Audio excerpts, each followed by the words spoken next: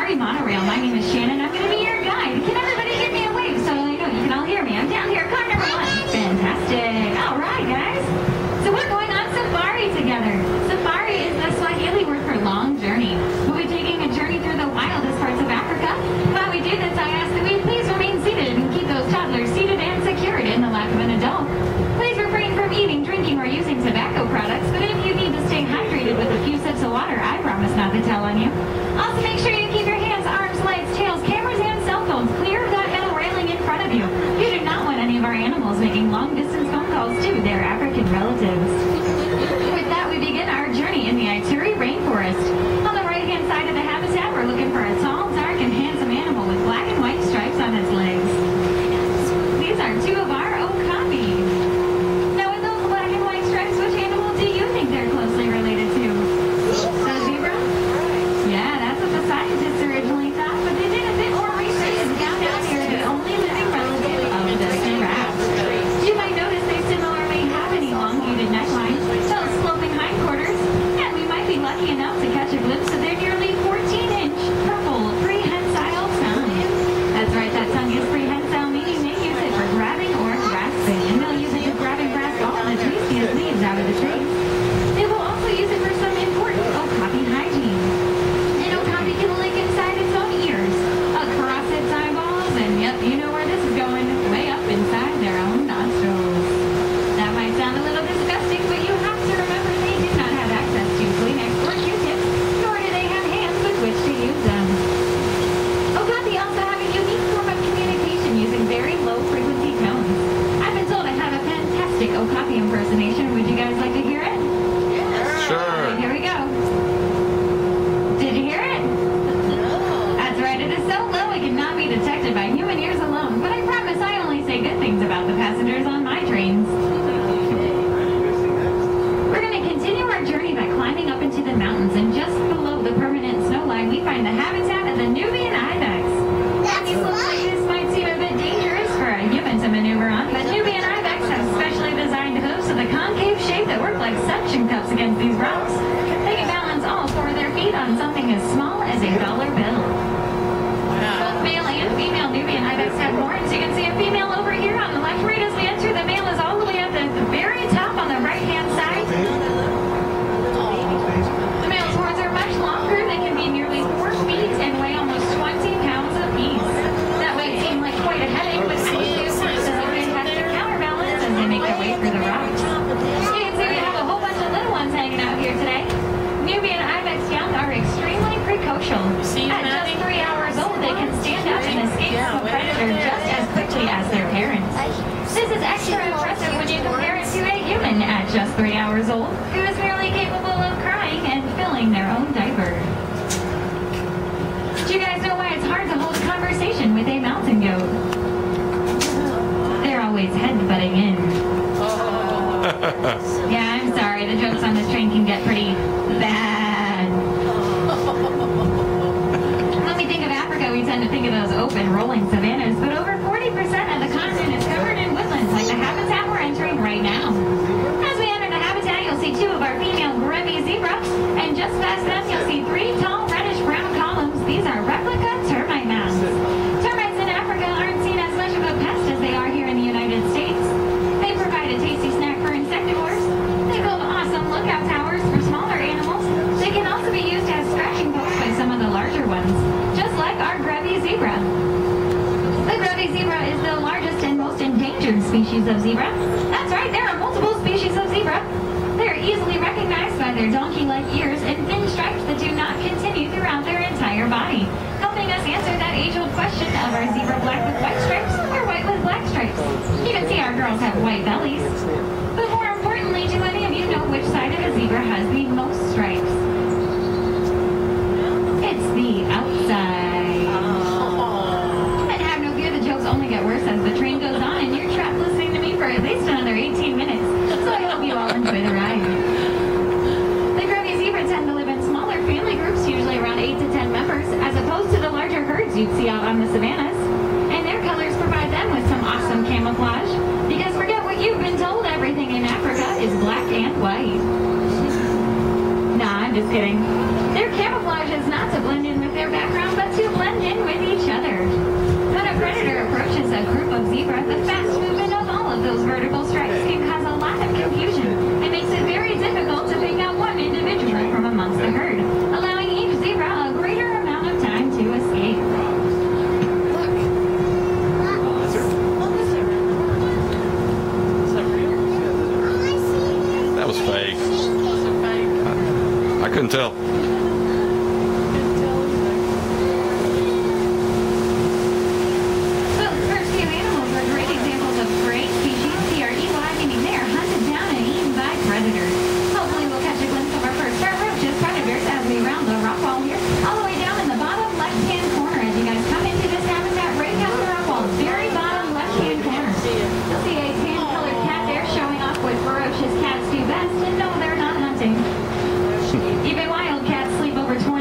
a day. That's not just your pet cats at home.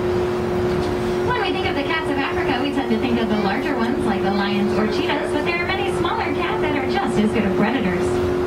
Although a caracal isn't much larger than your average domestic house cat, they live solitary lives and can take down prey nearly 3 times their size. They're also fantastic jumpers and leapers. They can go from a seated position to nearly 10 feet straight up in the air to catch a bird in flight or to catch a view from a cloud.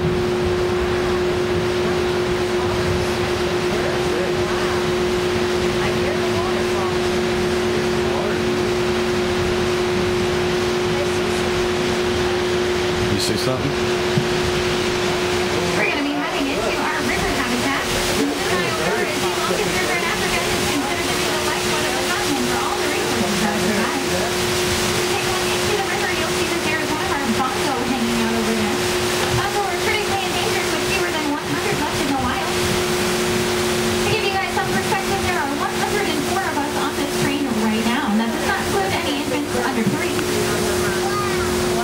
The Dallas Zoo works with other zoos and a species survival plan to hopefully increase the captive population and one day reintroduce them back into the wild. Rivers are especially important for animals that are pescivores or fish eaters, just like that Goliath heron, the gray and rust-colored bird at the top of the waterfall. They're the largest species of heron. As you come around the river, you'll see out on the log 2 smaller navy blue birds. These are white-breasted cormorants. Cormorants are a diving bird. They've been known to dive nearly 25 feet to catch a fish. While they do this, they scare some of them up towards the surface and into the awaiting mouths of the pelicans. Pelicans are well known for the flap of skin attached to the bottom part of their beak. This is called a gular sac. They'll collect nearly 3 gallons of water in that gular sac. They're going to siphon it out, and any fish they caught will get turned around to be swallowed whole and head first. They don't have any teeth for chewing, and they need to go down head first so that none of the fins or scales get caught on the way down. And the silver bird that looks like it's supervising those pelicans right here is a Stanley blue crane. That's the national bird of South Africa, and the long black feathers off the back are its very long wingtips. Over towards the nest box and a little bit beyond that, you'll see 2 birds that are half white and half black with bright orange beaks and feet. Those are European storks. But it gets loud under the waterfall, so I'll tell you guys more about them when we get to the other side.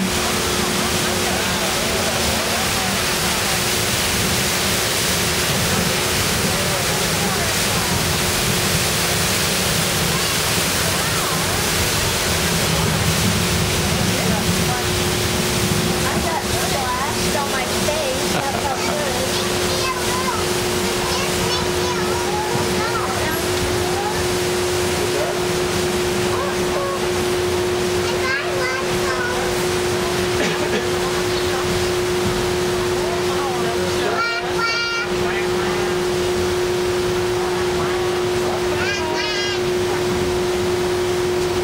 We got Oh my ducks goodness, back home. everybody duck! No, seriously, a whole flock of them hanging out right down here. These are our white-faced whistling ducks. Yes, they do have white faces, and yes, they do whistle. They do not quack. If you have the right pitch to your whistle, they might just call back to you.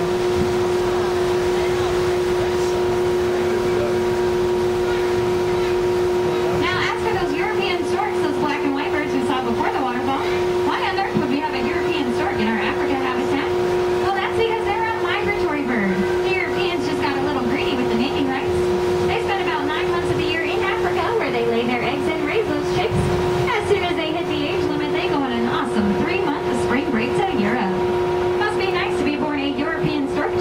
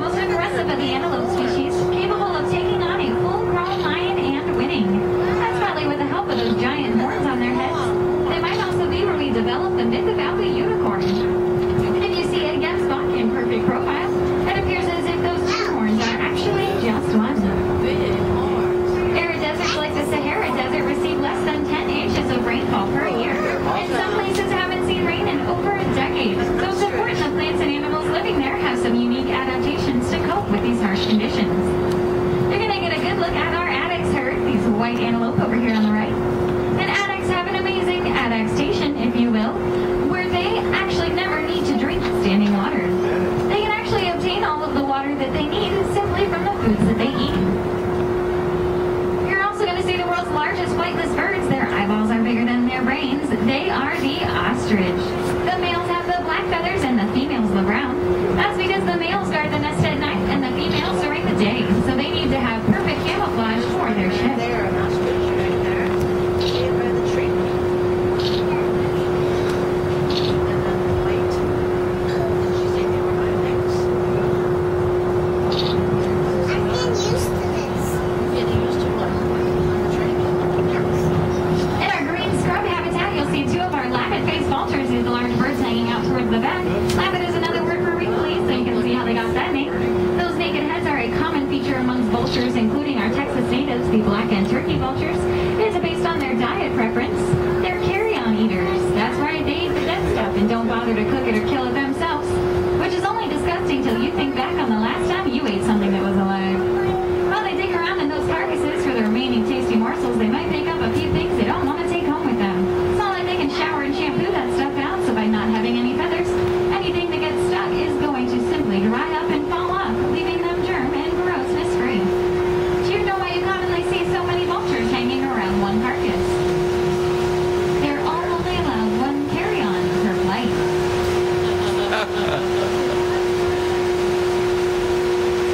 Yeah, we're passing over our warthog habitat, and it appears as if the boys are hanging out in the shade beneath the monorail somewhere where we can actually see them. Take a look around the habitat, though. You'll see there's a lot of sand piles everywhere. Warthogs are members of the pig family. They've got an amazing sense of smell. They'll press their snouts to the ground to dig up the tastiest roots and tubers. We mimic this natural behavior here at the Dallas Zoo by hiding their food inside those dig piles. We like to provide natural habitats for all our wild animals. You can help out the wild animals in your own natural habitats by doing simple things like hanging bird feeders or bat boxes. It's important to remember that when you help out the smaller species, you also help out all the larger ones depending on them in their ecosystems. Toward the back of our bush habitat, you'll see three of our greater kudu. They're tan in color with cream-colored stripes. Greater and lesser in the animal world refers to size. They're of the larger species of kudu.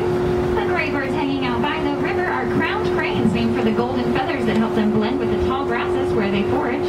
Also along the river and towards the back are very large gray and white birds with naked pink heads. Those are marabou stork. They also eat carrion. We have two more lappet-faced vultures. On the far right-hand side by the baobab tree, looks like a big fat tree that's been flipped upside down with its roots in the air. You're going to see two birds that are wearing black gray pants. Those are secretary birds. Even though they can fly, they've been known to walk more than 19 miles in one day in search of food. Now, baobab trees are extremely important in Africa because they can hold hundreds of gallons of water. During times of drought, a person or animal can peel back some of that bark, receive a nice, cool, refreshing drink, and hopefully hold themselves over until the next rain. If you've seen the movie The Lion King, Rafiki lives in a baobab tree that he calls the Tree of Life.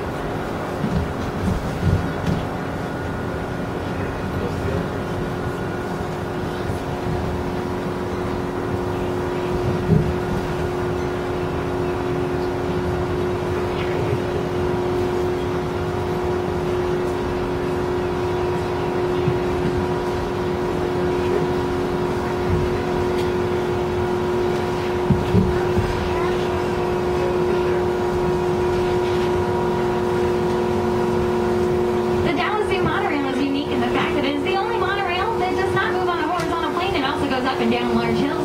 I'd like to thank everyone for remaining seated and keeping those toddlers secure as we go down one of the steepest and tallest parts of our descent towards the Kimberly-Clark chimpanzee habitat. You'll see most of them are hanging out down by the island. There's also one right at eye level. Check it out. She's hanging out right on the branches in that skinny tree.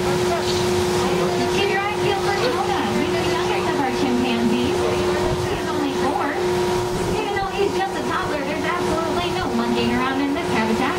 That's not because we give them strict rules and guidelines, but because they are not actually monkeys. Chimpanzees are members of the great ape family. The easiest way to tell the difference between a monkey and a great ape is by their lack of a tail. Other tailless great apes include gorillas, bonobos, and orangutans.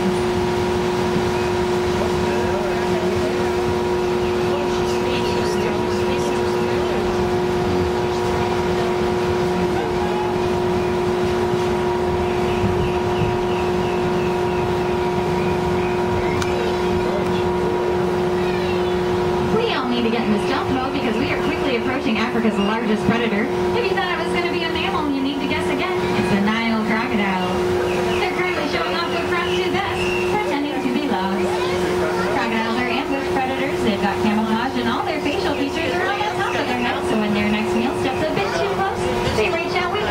use their sharp teeth to have themselves a quick bite to eat without having to put forth a whole lot of effort. Must be nice to sit in the swimming pool all day and have your sandwiches walk up to your face.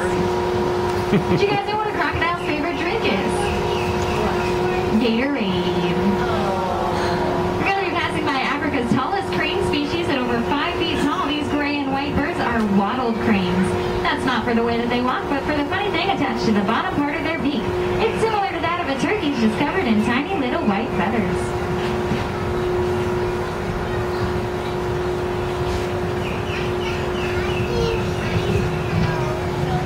I'm just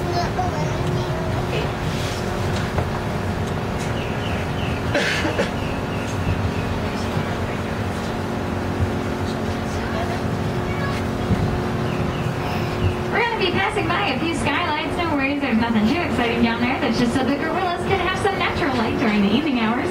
But if gorillas are your favorite tailless great apes, make sure you check out the Jake L. Hammond Gorilla Conservation Research Station. You can grab a seat on our big comfy couches in the air conditioning. Remember that for later, it's going to get hot. You can observe our gorillas in their natural habitat. And you can also learn about the research that's been done on the Dallas Zoo's Gorilla Troop and how we work with the Diane Fossey Gorilla Conservation Fund to help protect these animals and preserve their wild habitats. You guys are conservationists yourselves simply by coming to the park today. A portion of the proceeds from your membership or admission goes to help the Dallas Zoo support these efforts. So I'd like to thank you for coming out today and doing your part to save these wonderful wild animals. And you guys know why gorillas have big nostrils? Big fingers. We're passing over the entrance to the giants of the savanna habitat. If you're curious as to what an okapi ton looks like, make sure you head on over there to meet their cousins at the giraffe feeding platform, and you can see their nearly 18-inch purple prehensile tongue. And you know why they no longer play Monopoly in Africa? Too many cheetahs and all that lying. Which is actually not true. There's estimated less than 10,000 cheetahs in Africa. That's why the Dallas Zoo works with the Cheetah Conservation Fund. One of the ways the fund helps out, words are hard this morning, sorry guys. One of the ways the fund helps out is by raising Anatolian shepherds, a very large dog with a very loud bark. Just like dogs and cats in your neighborhood, if those cats take one step too close, the dogs let them hear about it. It's a simple method that saved us hundreds of cheetahs and saved the farmers hundreds of headaches.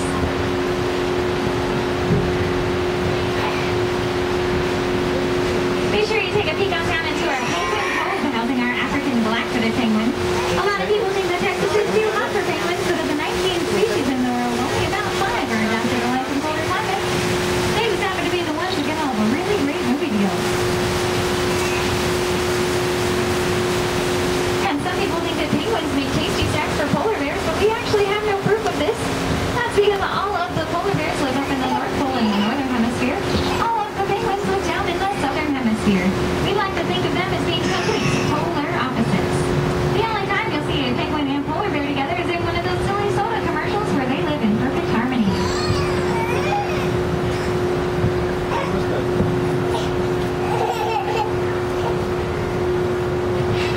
When we saw the greater kudu, I mentioned that greater and lesser in the animal world are first two size. Be sure you check out our lesser flamingo habitat, housing the world's smallest species of flamingo. We're just right next to our brand new Wild Encounter stage, where every day on the hour and half hour you can see some of Africa's coolest animals up close in person. If you're headed over to the north side of the zoo, you want to head to the Children's Zoo for the 11 o'clock bird show. It's pretty awesome. They've got a lot of free fly birds that'll be hanging out above your head. As we pull back into the plaza, I ask that we remain seated until we come to a full and complete stop. You'll know what that is because I'll be opening those doors behind you. Remember, if you're sitting in the front row, take a step up to get out. If you're sitting in the back row, take a step down. Be sure to look around you and gather up all of your belongings, including your children. You cannot leave them here. I am not allowed to feed them out. Again, my name is Shannon. If you have any questions, comments, or just need directions, I'll be down here at car number 1. You will all walk past me on your way to the exit. We'd like to thank you again for riding the Monorail Safari. Have a fantastic rest of your day here at the Dallas Zoo.